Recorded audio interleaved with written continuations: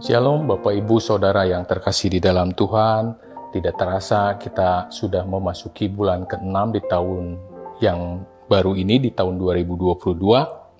Ada satu penggalan lagu, perhatikan bunga bakung di ladang, Tuhan hiasi tanpa bekerja. Apalagi kita orang percaya, Tuhan pelihara, Tuhan cukupkan. Perhatikan burung-burung di udara, Tuhan beri makan tanpa bekerja. Apalagi kita kesayangannya, Tuhan pelihara, Tuhan sediakan. Penggalan lagu tersebut diambil dari Matius, ada di Lukas ada, dengan judul perikop hal tentang kekhawatiran. Banyak di dalam kita menghadapi kekhawatiran di akhir-akhir ini. Kalau kita sampai ada saat ini, bersyukur karena kita sudah bisa melewati COVID-19 yang berlalu di 2 tahun yang lalu. Begitu keadaan yang menakutkan, yang menegangkan, yang tidak pernah kita bayangkan mengapa harus terjadi. Tetapi belum selesai COVID-19 ini kita lewati, belum bisa beres semua. Sampai hari ini masih ada beberapa yang terjadi, kita belum terbebas 100%. Tiba-tiba perang antara Rusia dan Ukraina juga berdampak bukan hanya di negara kita, berdampak secara global. Ada efek domino yang ditimbulkan, nilai tukar berubah, ekonomi berubah, inflasi yang kita rasakan begitu berat.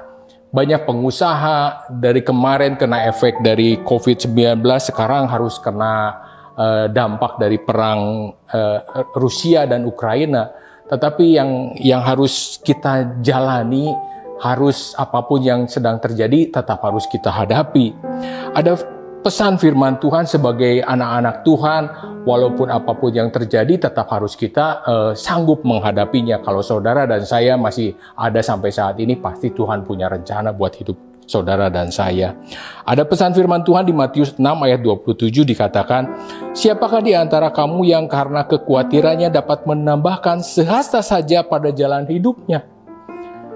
Ketika segala sesuatu berubah, COVID-19, perang yang berdampak global, tetapi firman Tuhan katakan, siapa yang bisa? Jadi jangan pernah kita khawatir.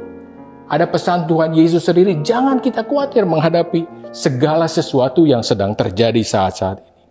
Menurut ilmu kedokteran, banyak sekali orang hari-hari ini terkena penyakit GERD atau MAH gitu, atau penyakit jantung.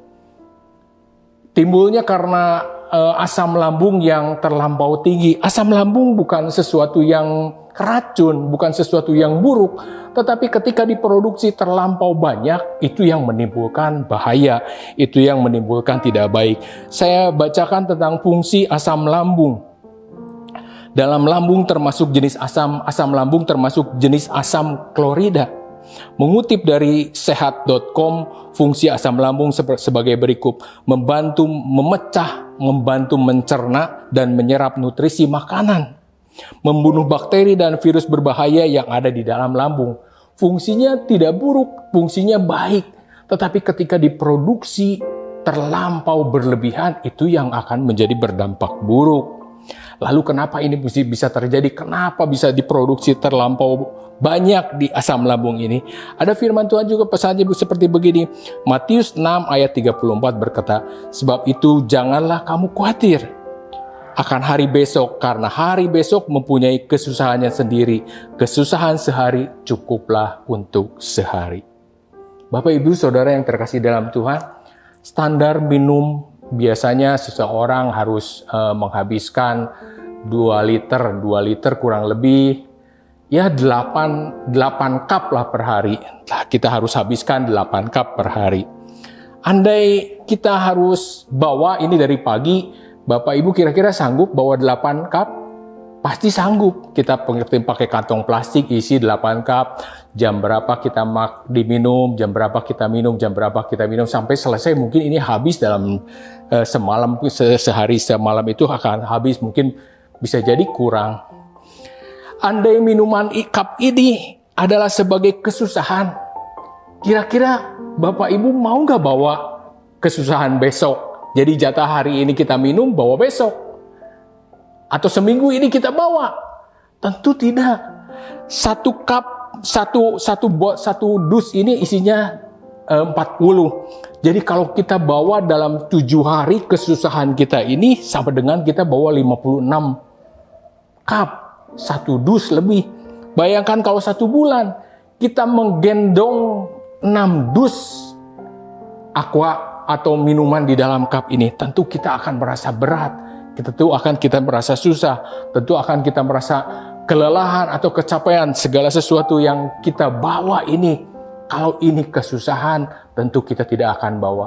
Jadi kesusahan sehari, cukuplah untuk sehari. Jangan bawa kesusahan yang besok, lusa, minggu depan, bulan depan, tahun depan. Saudara tinggal mengalihkan berapa beban yang harus kita bawa. Seberapa berat yang harus kita bawa. Di Matius 6 ayat 34 di terjemahan yang lain bagi saya sangat memberkati sekali. Berikan seluruh perhatianmu apa yang Tuhan lakukan saat ini. Jadi biar kita memperhatikan Tuhan saat ini. Dari kita pagi tadi saat kita bangun bisa menikmati kopi, bisa menikmati manisnya, pahitnya, segala sesuatu. Biarlah kita berterima kasih. Tuhan terima kasih. Untuk setiap berkat kita bangun pagi juga berterima kasih.